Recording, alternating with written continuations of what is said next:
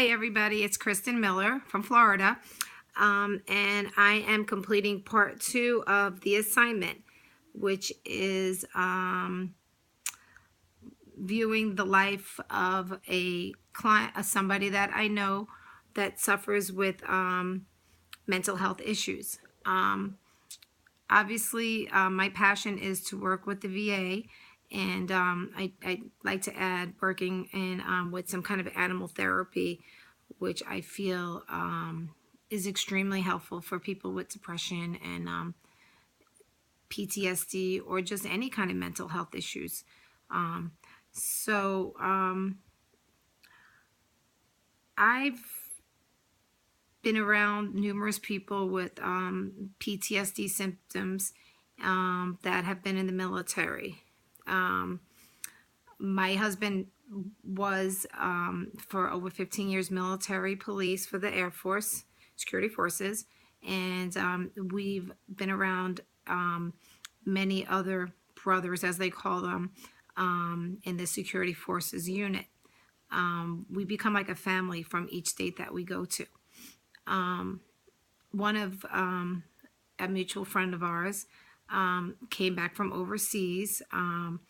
They were working in a prison camp and came back with symptoms of very paranoid. We tried to go into a Walmart and became very anxious in the store. Loud sounds would make them jump and sweat, and these were some of the symptoms that we were able to recognize as PTSD. The struggles that we encountered with PTSD is isolation and not wanting to socialize or come out of the house.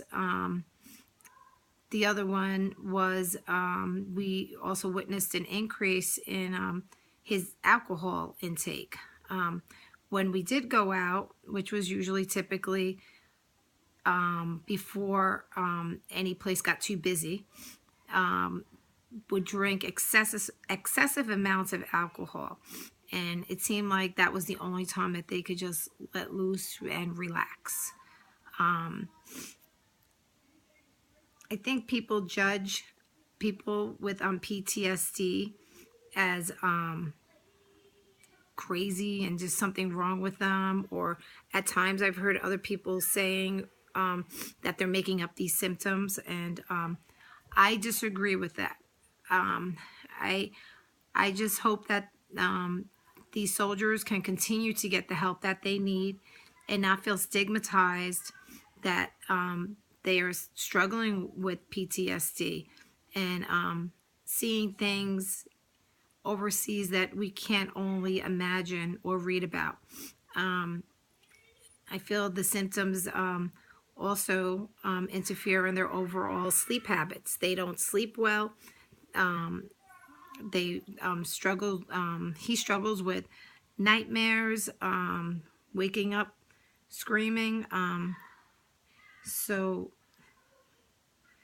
if I struggled with this this mental health issue, I would just want to be accepted and listened to and understood by the other soldiers. I think us as a community and social workers understand PTSD and the stigmatism.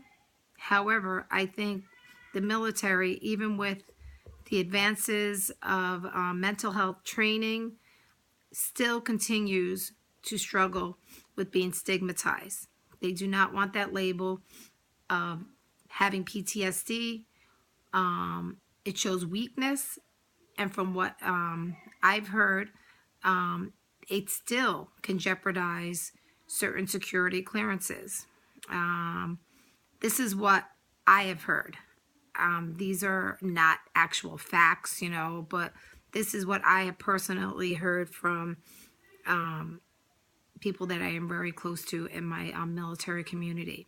And I work very closely with the military. I am a key spouse for the airmen, and work closely with the families. And I hope to continue to educate others, become more knowledgeable on PTSD, and to help more people in this field.